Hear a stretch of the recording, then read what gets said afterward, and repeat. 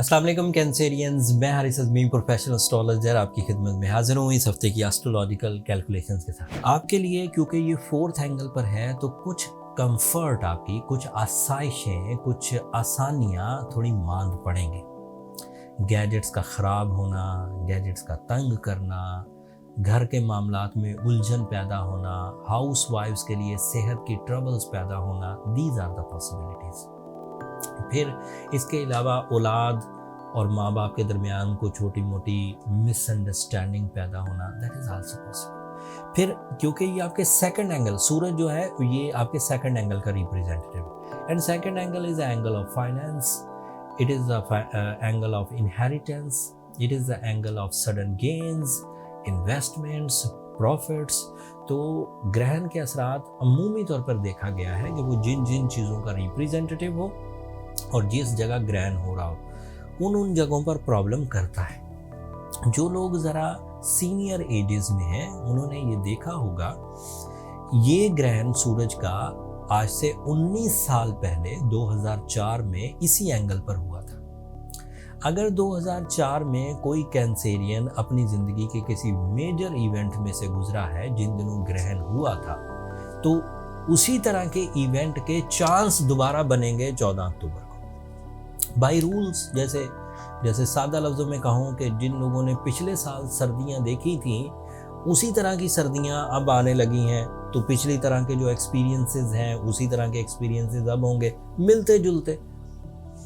ऐसा नहीं कि सेम एज इट इज़, पिछली दफ़ा अगर सर्दी से आप बीमार पड़े थे तो इस दफ़ा भी बीमार पड़ेंगे, लेकिन मिलता जुलता कि ठंड आएगी लेकिन हो सकता है इस दफ़ा आप अपने पिछले एक्सपीरियंसेस से कुछ एडवांटेज ले लें। इसी तरह 2004 में ये ग्रहण इसी एंगल पर लगा था। अगर आपको उस वक़्त का कोई वाक़या याद है, कोई मेजर चीज़ हुई थी, किसी के कुछ रिलेशनशिप में डिस्टर्बेंसेस आई थी, प्रॉपर्टी में डिस्टर्बेंसेस आई थी, फाइनेंस में डिस्टर्बेंसेस आई थी, तो by rules of astrology it is expected these disturbances repeat again on 14th of October। 8:05 से 6 घंटे का ये ग्रहण है, तो उसका असर अगले 8-10 दिन तक रहेगा।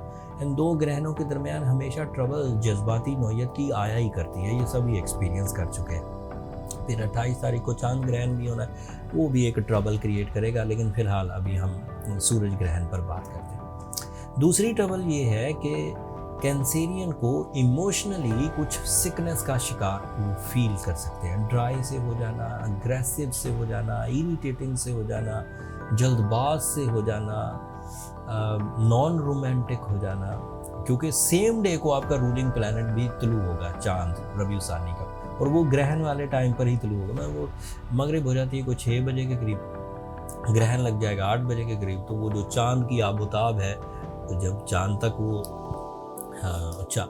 ट्रबल, मतलब वो ग्रहण के जो मैग्नेटिक इश्यूज हैं वो प्रॉब्लम करेंगे।